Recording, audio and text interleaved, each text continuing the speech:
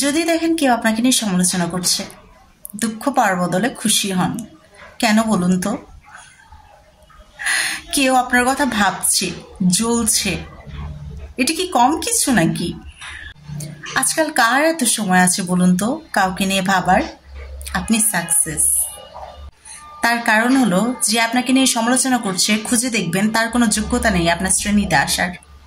খুঁজে দেখবেন আপনার চলাফেরা, আপনার স্টাইল, আপনার কথাবার্তা, আপনার আচার ব্যবহার অনুকরণ করার মতো যোগ্যতা তার ভেতর নেই।